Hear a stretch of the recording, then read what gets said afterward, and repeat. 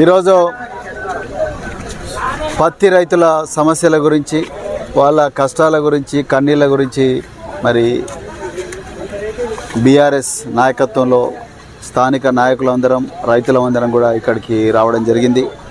మరి రైతుల సంక్షేమాన్ని గుండెలో పెట్టుకొని చూసిన ఘనత కేసీఆర్ గారిది, బీఆర్ఎస్ పార్టీది. ఈరోజు తెలంగాణలో రైతులు సుభిక్షంగా ఉన్నారంటే అది కేవలం కేసీఆర్ గారి దార్శనికత వలన అనేది తెలంగాణ ప్రజలందరికీ కూడా తెలుసు, దేశ ప్రజలందరికీ కూడా తెలుసు. అయితే మిత్రులారా, ఈ తెలంగాణలో పత్తి రైతులు, మరి ముఖ్యంగా ఉమ్మడి ఆదిలాబాద్ జిల్లాలో, మరి ముఖ్యంగా సిర్పూర్ నియోజకవర్గంలో, ఆసిఫాబాద్ నియోజకవర్గంలో పత్తి రైతుల పరిస్థితి అత్యంత ఘోరంగా ఉన్నది. ఎప్పుడూ లేనంత దోపిడీ ఇక్కడ జరుగుతూ ఉన్నది. ఇది వాస్తవానికి చెప్పాలంటే cotton corporation of India CCI 7,421 రూపాయలు ఇచ్చి కొనుక్కోవాలి ప్రతి క్వింటాలు.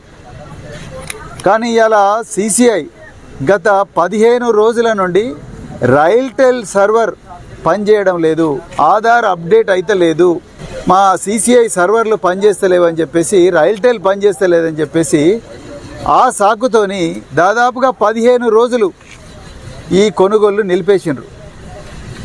ఈ బాధతో ఇప్పుడు రైతులు, మీరు చూడండి, ఇన్ని లారీలు ఉన్నాయి ఇక్కడ. ఒక్కొక్క లారీ మీద వెయిటింగ్ చేయాలంటే 24 గంటల్లో 1000 రూపాయలు కట్టాలి చిన్న చిన్న బొలేరోలకైతే. అదే లారీలకైతేనేమో 3000 రూపాయలు కట్టాలి రోజుకు.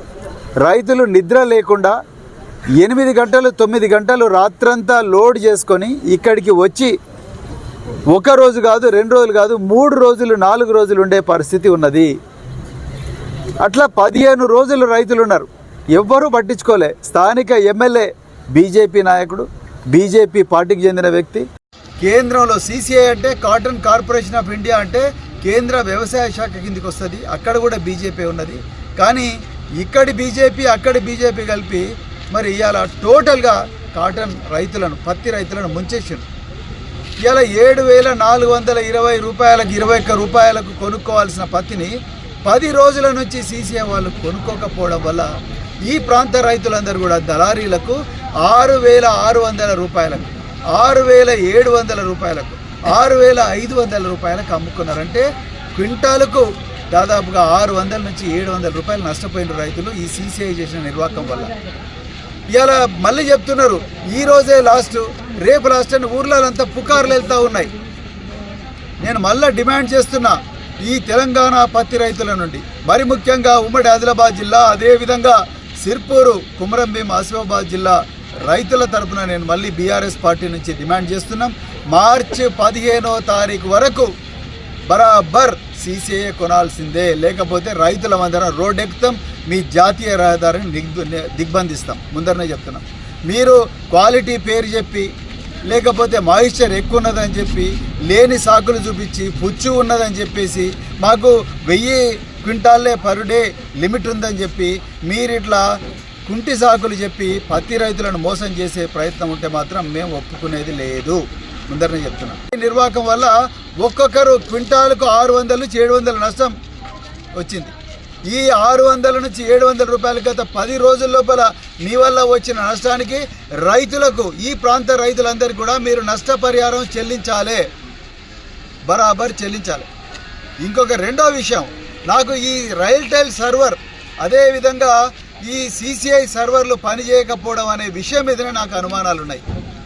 ఇది కావాలనే ఈ దళారులకు మరి లబ్ధి చేయాలని చెప్పేసి, ఈ పెద్ద పెద్ద వ్యాపారస్తులకు, ప్రైవేటు వ్యాపారస్తులకు లబ్ధి చేయాలని చెప్పేసి ప్రభుత్వమే దీన్ని మరి సర్వర్ను డౌన్ చేసినట్టుగా నాకు అనుమానం ఉన్నది.